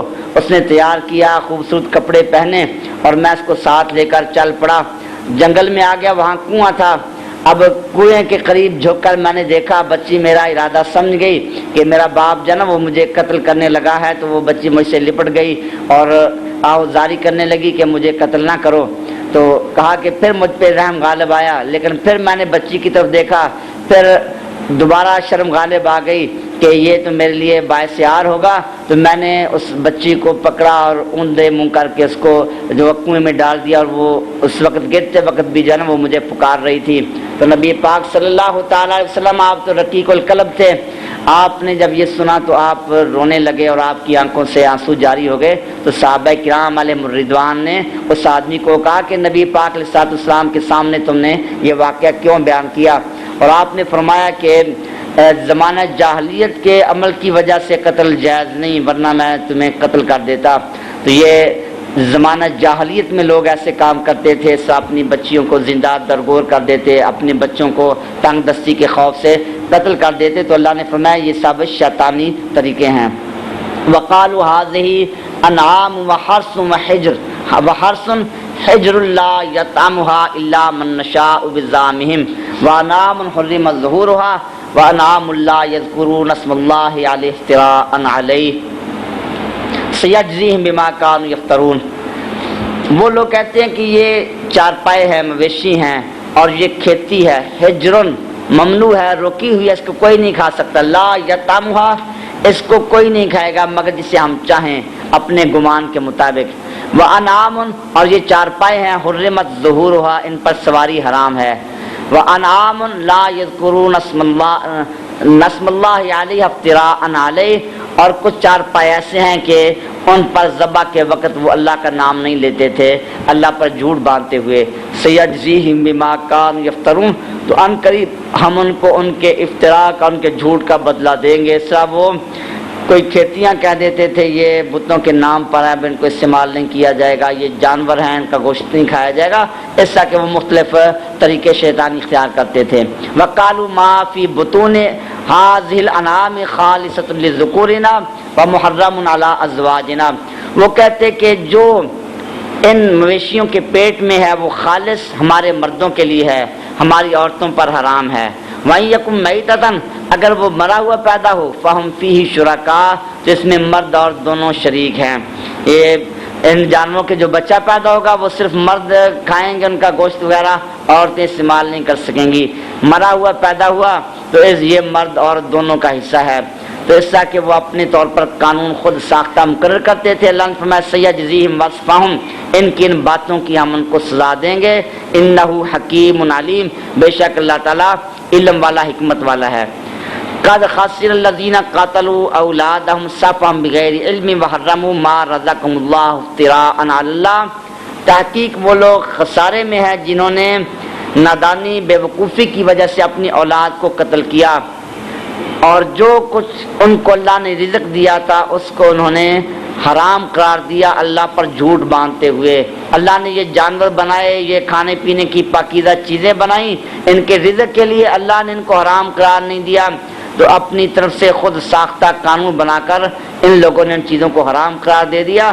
قد ضلوا وما كانوا مهتدين، تو یہ لوگ گمراہ ہو گئے اور یہ ہدایت یافتہ نہیں تھے۔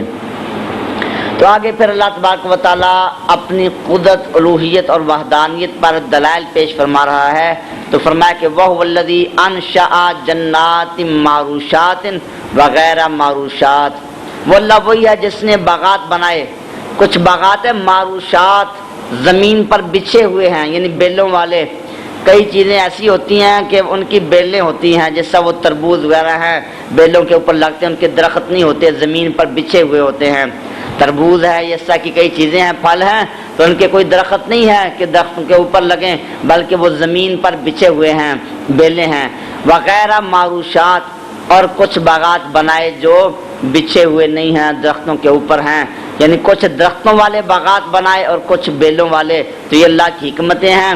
اللہ تعالیٰ اپنی حکمتوں کو خود جانتا ہے کہ کس چیز کو کہاں رکھنا ہے، تو یہ اللہ تبارک و تعالیٰ کی حکمتیں ہی ہیں۔ وہ ایک آدمی اللہ تعالیٰ کسی طرح حکمتوں پر اعتراض کر رہا تھا، انکار کر رہا تھا، باغ میں گیا نا، آم کا باغ تھا، اور وہ آم کا یہی کہ اس نے اعتراض کیا کہ تربوز ہے، اتنا بڑا تربوز ہے جس کو زمین پر نیچے لگا دیا گیا ہے، یہ تو ہمیں حکمت معلوم نہیں ہوتی۔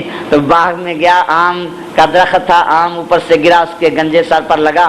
اب سمجھائی کہ اگر اتنا بڑا تربوز ہوتا تو پھر میں یہاں زندہ نہ رہتا۔ تو یہ اللہ کی حکمت ہے کہ اللہ نے وہ چھوٹا پھل اوپر لگا دیا۔ اب یہ تربوز اگر اوپر ہوتا پھر میں یہاں سے گزرتا، یہ تربوز جب میرے سر پر لگتا تو پھر میرا کیا حشر ہوتا۔ تو اللہ تعالیٰ کی یہ سب حکمتیں ہیں، اللہ خود جانتا ہے۔ اللہ نے ناک کہاں لگایا، آنکھ کہاں لگائی، کان کی کون سی جگہ ہے، ہر چیز کو اللہ نے اپنے اپنے موضوع مقام پر لگایا۔ اللہ اپنی حکمتوں کو خود ہی سمجھتا ہے۔ والنخل، کھجوروں کے باغ بنائے، والزرع، اور کھیتیاں بنائیں، مختلفاً اکلہ، جن کے کھانے مختلف ہیں، وہ مختلف قسم کی سبزیاں، کھیتیاں، ہر ایک کے ذائقے مختلف ہیں۔ والزیتون، اور زیتون بنایا، والرمان، اور انار، متشابہن، یہ پھل آپس میں ملتے جلتے ہیں، وغیرہ متشابہات، اور کچھ آپس میں ملتے جلتے نہیں ہیں۔ کلوا من ثمرہ اذا اثمر، کھاؤ اس کے پھل میں سے جب یہ پھل لائیں، درختوں پہ پھل لگیں، ان پھلوں کو کھاؤ، پھر اللہ کا شکر بھی ادا کرو۔ وہ شکر کیا ہے؟ وَآتُوا حَقَّهُ يَوْمَ حَصَادِهِ، اور کھیتی کاٹنے کے دن اس کا حق بھی ادا کرو۔ وَلَا تُسْرِفُوا، اور زیادتی نہ کرو، فضول خرچی نہ کرو، بے شک اللہ تعالیٰ فضول خرچی کرنے والوں کو پسند نہیں فرماتا۔ تو اس آیت سے جناب وہ عشر پہ استدلال کیا گیا ہے۔ یہ آیت مبارکہ عشر کے وجوب کی دلیل ہے۔ زمین سے جو پیداوار ہو اس پر عشر واجب ہے۔ سیدنا امام اعظم ابو حنیفہ رضی اللہ تعالی عنہ آپ فرماتے ہیں کہ زمین میں تھوڑی پیداوار ہو یا زیادہ پیداوار تو اس پر عشر واجب ہے۔ اس پہ یہ آیت بھی دلیل ہے۔ اللہ نے فرمایا کہ جس دن کھیتی کٹے اس کا حق ادا کرو، تو یہ نہیں فرمایا کہ وہ زیادہ ہو یا کم ہو، تو چاہے پیداوار تھوڑی ہے یا زیادہ، ہر صورت میں اس پر وہ عشر واجب ہوگا۔ اور دوسرا حدیث پاک بھی نبی پاک صلی اللہ تعالی علیہ وسلم کے ارشاد پاک ہے کہ جو زمین بارانی ہو، بارش سے سیراب ہو، تو اس میں عشر ہے، اور جو زمین کنویں وغیرہ سے سیراب ہوتی ہے اس پر نصف عشر ہے۔ آج کل ہماری زمینیں جو ہے نا، ان پہ نصف عشر یعنی 20واں حصہ ہوتا ہے۔ تو اس حدیث پاک میں بھی یہ نہیں فرمایا گیا کہ پیداوار زیادہ ہو یا کم، بلکہ ہر صورت میں عشر کو واجب قرار دیا۔ جو عشری زمینیں ہوں گی تو ان پہ یعنی وہ بارش کے پانی سے سیراب ہونے والی ان پہ 10واں حصہ واجب ہوگا، اور دوسری زمینیں جو بارش سے سیراب نہیں ہوتی، ٹیوب ویل وغیرہ کے ذریعے پانی لگایا جاتا ہے، تو ان پہ 20واں حصہ جب واجب ہوگا۔ اس کو بھی اصطلاح میں عشر ہی کہہ دیتے ہیں، حالانکہ وہ ہوتا تو نصف عشر ہے، لیکن عرف میں اس کے لیے بھی عشر کا لفظ ہی استعمال کیا جاتا ہے۔ باقی ائمہ کہتے ہیں کہ نہیں، تھوڑی پیداوار ہو تو عشر واجب نہیں ہے۔ امام شافعی رحمۃ اللہ علیہ وہ حدیث پاک پیش کرتے، نبی پاک صلی اللہ تعالی علیہ وسلم نے فرمایا کہ 5 وسق سے کم میں صدقہ نہیں ہے، اور پھر دیگر وہ آپ نے سونے وغیرہ کے نصاب بھی بیان کیے، تو 5 وسق سے کم میں فرمایا صدقہ نہیں۔ 5 وسق تقریباً 30 من کا ہوتا ہے، تو اس سے معلوم ہوا کہ کم از کم اتنی پیداوار ہو تو پھر صدقہ ہے، اس سے کم ہو تو صدقہ نہیں۔ لیکن امام اعظم ابو حنیفہ رضی اللہ تعالیٰ عنہ فرماتے ہیں یہ آیات ہیں اور دیگر احادیث ہیں، ان کا عموم بتاتا ہے کہ پیداوار کم یا زیادہ بہر صورت اس پہ عشر واجب ہے، اس میں مقدار متعین نہیں ہے۔ اور جو حدیث باقی ائمہ پیش کرتے ہیں اس کا امام اعظم ابو حنیفہ رضی اللہ عنہ جواب دیتے ہیں کہ وہ تو زکوٰۃ کے متعلق ہے، زمین کی پیداوار نہیں، جس کے پاس جب وہ گندم ہے، وہ کاشت والی گندم نہیں، ویسے وہ گندم کا مالک ہے اور 5 وسق ہے، تو وہ نصاب کے تقریباً برابر بنتی ہے جو زکوٰۃ کا نصاب ہے، یعنی اتنی مالیت موجود ہو تو اس پہ زکوٰۃ واجب ہوگی۔ وہاں جیسا آپ نے باقی سونے چاندی کے نصاب اس حدیث میں 7 بیان کیے، تو وہ زکوٰۃ کا بیان کیا جا رہا ہے، عشر کا بیان نہیں کیا جا رہا۔ اور جن حدیثوں میں یا آیات میں عشر کا بیان ہے تو اس میں مقدار کا تعین نہیں، اس لیے احناف کے نزدیک زمین کی پیداوار چاہے تھوڑی ہے چاہے زیادہ، اس میں عشر لازم ہوگا۔ وَمِنَ الْأَنْعَامِ حَمُولَةً وَفَرْشًا، کچھ چارپائے بوجھ اٹھانے والے ہیں اور کچھ زمین پر بچھے ہوئے ہیں، کچھ چلتے ہیں اور بوجھ اٹھاتے ہیں جیسا گدھا ہے یا گھوڑا وغیرہ ہے، اور کچھ زمین پر بچھے ہوئے ہیں، سب وہ کھڑے ہو کر نہیں چلتے، جیسا سانپ وغیرہ ہیں یہ کھڑے ہو کر نہیں چلتے۔ تو اللہ تعالیٰ نے 4 پایوں کی بھی حصہ کی، 2 قسمیں کی، جیسا درخت ہے، کچھ باغات درختوں کی صورت میں، کچھ بیلوں کی صورت میں، اسی طرح 4 پائے بھی 2 طرح کے ہیں، کچھ زمین پر بچھ کر چلتے ہیں اور کچھ حصہ کھڑے ہو کر چلتے ہیں۔ تو یہ اللہ تبارک و تعالیٰ کی ساری حکمتیں ہیں اور اس کی قدرت کی نشانیاں ہیں۔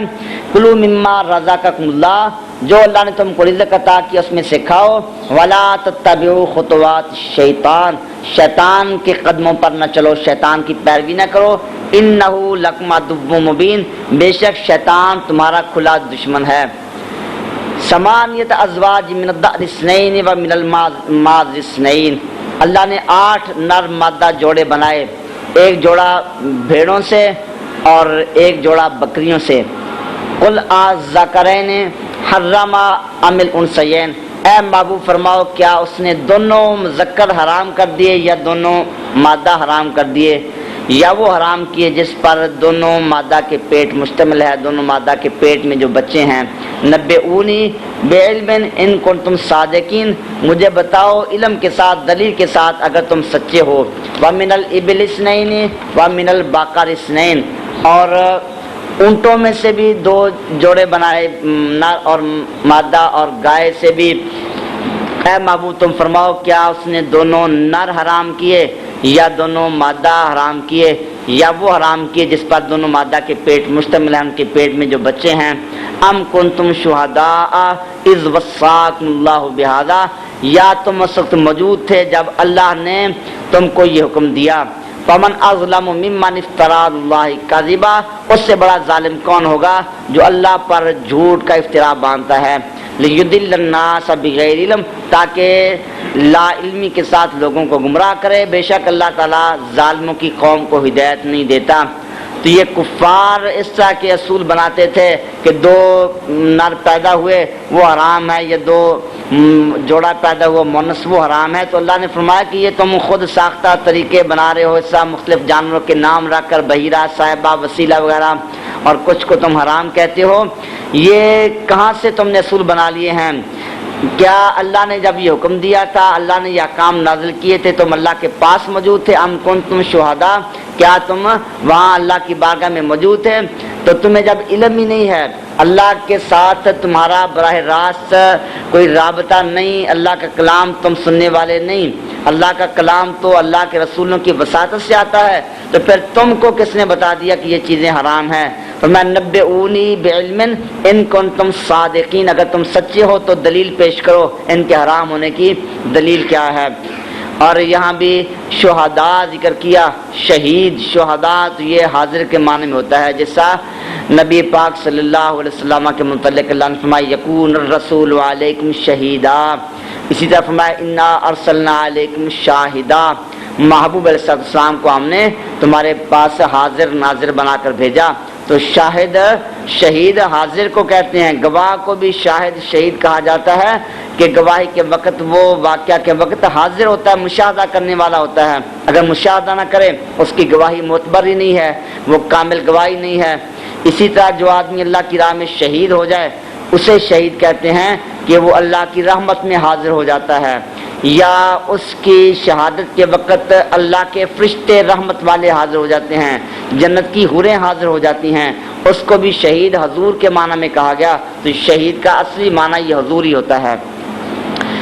قُلْ لَا أَجِدُ فِي مَا أُوحِيَ إِلَيَّ مُحَرَّمًا عَلَىٰ طَاعِمٍ يَطْعَمُهُ إِلَّا أَن يَكُونَ مَيْتَةً أَوْ دَمًا مَّسْفُوحًا أَوْ لَحْمَ خِنزِيرٍ فَإِنَّهُ رِجْسٌ أَوْ فِسْقٌ أُحِلَّ لِغَيْرِ اللَّهِ بِهِ فَمَنِ اضْطُرَّ غَيْرَ بَاغٍ وَلَا عَادٍ فَإِنَّ رَبَّكَ غَفُورٌ رَّحِيمٌ۔ تو یہاں بھی اللہ تبارک و تعالیٰ یہی بیان فرما رہا ہے کہ یہ سا مختلف چیزوں کو حرام قرار دیتے تھے، تو بار بار بتایا جا رہا ہے کہ بغیر دلیل کے کوئی چیز حرام قرار نہیں دی جاتی، حرام وہی ہوتا ہے جس کو اللہ حرام قرار دے، یہ نہیں کہ اپنی طرف سے وہ آدمی کسی چیز کو حرام قرار دے۔ تو مشرکین نے جب یہ اپنی طرف سے بعض چیزوں کو حرام حلال کہا تو اللہ تعالیٰ نے فرمایا کہ حلال اور حرام کا دار و مدار تو اللہ کی وحی پر ہے، اللہ کی وحی میں جن چیزوں کو حرام کہا گیا وہ حرام ہوگی، اور تم اپنی طرف سے حرام قرار دے رہے ہو۔ تو فرمایا کہ محبوب تم فرماؤ مجھ پر جو وحی نازل ہوتی ہے تو میں اس وحی میں کسی کھانے والے پر کوئی چیز حرام قرار نہیں پاتا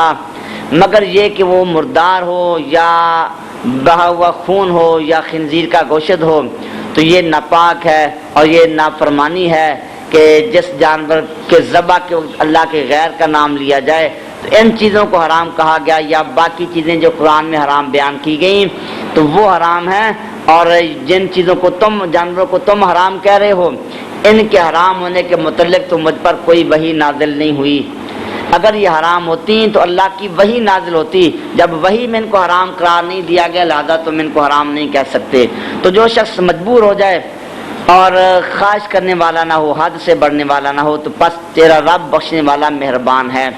ہاں اگر کوئی شخص بھوک سے مر رہا ہے، اسے حرام کی رغبت نہیں ہے اور کھاتا بھی اتنا ہے جس سے جان بچ جائے، یہ نہیں کہ وہ مر رہا ہے اب خنزیر کا گوشت ہے وہ کہے کہ چلو اب تو میرے لیے جائز ہو گیا اور وہ پیٹ بھر کر کھا لے، نہیں، اور صرف اتنا کھانا اس کے لیے جائز ہے جس سے اس کی جان بچ سکے، اتنا شراب پینا جائز ہے جس سے اس کی جان بچ سکے، آد یعنی حد سے بڑھنا یہ جائز نہیں ہے، اور دل میں محبت بھی نہ ہو، یہ نہیں کہ خوش ہو جائے کہ چلو آج تو اچھا موقع ملا ہے آج میں شراب پی رہا ہوں، تو اگر خوشی کا اظہار کرے گا رغبت سے پیے گا تو پھر تو وہ گناہ گار ہوگا، پھر وہ اس کا عذر مقبول نہیں ہوگا۔ وہ دل سے نفرت کرے اور اللہ سے ڈرے اور پھر مجبوری کے پیش نظر صرف اپنی جان بچانے کے لیے پیے وہ کھانا کھائے تو تب جائز ہے۔ اور یہودیوں پر ہم نے حرام کر دیے ہر ناخن والے جانور اور گائے اور اونٹ، ان کی چربی ان پر حرام کر دی، مگر جو چربی ان کی پشتوں سے لگی ہوئی ہے یا ان کی آنتڑیوں سے لگی ہوئی ہے یا ہڈیوں سے ملی ہوئی ہے تو یہ ہم نے ان کو ان کی سرکشی کا بدلہ دیا، بے شک ہم سچے ہیں۔ تو اللہ نے فرمایا کہ یہودیوں پر بھی سامنے کچھ چیزیں حرام قرار دی تھیں اور چربی بھی حرام کر دی تھی، ساری چربی نہیں کہ جو چربی ان کے پشتوں کے ساتھ ملی ہوئی ہے تھوڑی سی یا ہڈیوں کے ساتھ یا جو چربی آنتڑیوں کے ساتھ ملی ہے وہ حلال تھی، اس کے علاوہ باقی چربی ان کے لیے حرام تھی، تو یہ حلال چیزیں تھیں مگر اللہ تبارک و تعالیٰ نے ان کی سرکشی کی وجہ سے حلال چیزوں کو ان پر حرام قرار دے دیا۔ فَإِن كَذَّبُوكَ فَقُلْ رَبُّكُمْ ذُو رَحْمَةٍ وَاسِعَةٍ۔ اب محبوب کریم علیہ السلام کو پھر اللہ نے تسلی دی کہ یہ لوگ آپ کی بات نہیں مانتے، تکذیب کرتے ہیں، تو اگر یہ آپ کو جھٹلائیں تو آپ فرماؤ کہ تمہارا رب بڑا وسیع رحمت والا ہے. ولا يرد بأسه عن القوم المجرمین، اللہ کا عذاب مجرموں سے دور نہیں کیا جائے گا، یہ اللہ کے عذاب تک پہنچ کر رہیں گے. سيقول الذين اشركوا، ان قریب مشرک کہیں گے اگر اللہ چاہتا ما اشرکنا، ہم شرک نہ کرتے، ولا آباؤنا، نہ ہمارے باپ دادا شرک کرتے، ولا حرمنا من شیء، اور نہ ہم کوئی چیز حرام قرار دیتے. کذالک کذب الذین من قبلہم، اسی طرح ان سے پہلے لوگوں نے بھی جھوٹ بولا. حتیٰ ذاقوا بأسنا، حتیٰ کہ انہوں نے ہمارا عذاب چکھ لیا.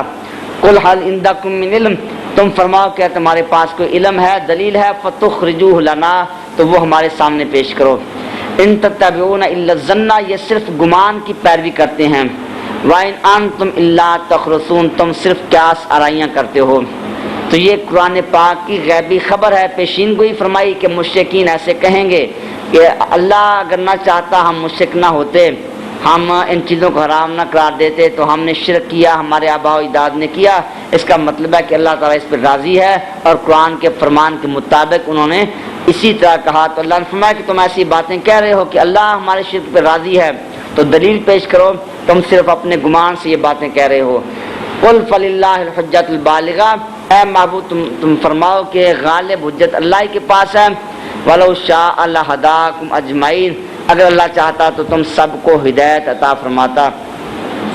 قل هلم شهداءکم الذین یشهدون ان اللہ حرم ھذا، اے محبوب تم فرماؤ تم اپنے گواہ پیش کرو جو گواہی دیں کہ اللہ نے ان چیزوں کو حرام قرار دیا. فَإِنْ شَهِدُوا فَلَا تَشْهَدْ مَعَهُمْ، اگر وہ گواہی دے دیں تو تم ان کے ساتھ گواہ نہ بنو. وَلَا تَتَّبِعْ أَهْوَاءَ الَّذِينَ كَذَّبُوا بِآيَاتِنَا، اور ان لوگوں کی خواہشات کے پیچھے نہ لگو جنہوں نے ہماری آیات کی تکذیب کی. وَالَّذِينَ لَا يُؤْمِنُونَ بِالْآخِرَةِ، جو آخرت پر ایمان نہیں لاتے. وَهُمْ بِرَبِّهِمْ يَعْدِلُونَ، جو اپنے رب کے ساتھ برابر کا شریک ٹھہراتے ہیں. تو نبی پاک علیہ السلام کی زبان سے یہ اعلان کروایا گیا، اے محبوب صلی اللہ علیہ وسلم ان لوگوں کو کہو اگر تم اپنی باتوں میں سچے ہو کہ یہ چیزیں اللہ نے حرام قرار دی ہیں تو پھر گواہ پیش کرو. اب اگر بالفرض یہ جھوٹے گواہ بھی پیش کر دیں تو یہ تو خواہشات کے پیچھے چلنے والے ہیں، اہل کتاب کو اپنے ساتھ ملائیں گے، وہ جھوٹ بول دیں گے، یہ کہیں گے تورات میں اللہ نے یہ احکام ایسے نازل کیے ہیں. تو پھر ان گواہوں کی بات نہیں ماننا، کیونکہ ایمان والوں کے پاس تو یقینی علم ہے اللہ کی طرف سے، اللہ کے محبوب السلام کی طرف سے. لہذا یہ لوگ تو خواہشات کے پیچھے چلنے والے، ہماری آیات کی تکذیب کرنے والے ہیں، ان کی اتباع نہیں کرنا. ان کی جو اتباع کرے گا تو وہ تو انہی کے ساتھ شمار ہوگا. تو یہ لوگ تو اللہ تعالیٰ کے عذاب کے مستحق ہیں. تو یہ بلا دلیل محض اپنے تخمینے سے قیاس سے اس طرح کی باتیں کرتے ہیں، اور حقیقت میں ان کا کوئی وجود نہیں. حلت اور حرمت کا مدار اللہ کے حکم پر ہے. تو اہل ایمان کو چاہیے کہ جو چیز اللہ نے حرام قرار دی اسے حرام سمجھے، اور جس چیز کو اللہ نے حلال قرار دیا اسے حرام قرار نہ دے. جس کا ذکر نہیں کیا گیا اس کو مباح سمجھے. تو حلت اور حرمت کا فیصلہ اللہ کی ذات پر چھوڑے، اللہ کے محبوب علیہ السلام پر. جو یہ فیصلہ خود اپنے ہاتھ میں لے گا تو وہ ایمان والا نہیں ہے. اللہ تبارک و تعالی ہم سب کو عمل کی توفیق عطا فرمائے. حضرات یہ ایک اعلان سے بات فرما لیں، آج کی اس محفل پاک سمیت پاکستان اور بالخصوص فیصل آباد میں ہونے والی تمام بڑی بڑی محافل اور جید علماء اکرام کی ویڈیو سیریز آپ حاصل کر سکتے ہیں فیضان محدث اعظم کیسٹ ہاؤس، جو کہ ارشد مارکیٹ جنگ بازار میں واقع ہے. آج کی اس محفل پاک سمیت پورے پاکستان اور بالخصوص فیصل آباد میں ہونے والی تمام بڑی محافل اور ملک پاکستان کے جید علماء اکرام کی آپ ویڈیو سیریز حاصل کر سکتے ہیں ارشد مارکیٹ جنگ بازار فیضان محدث اعظم کیسٹ ہاؤس، جناب پیر قاری محمد جہانگیر صاحب آپ سے.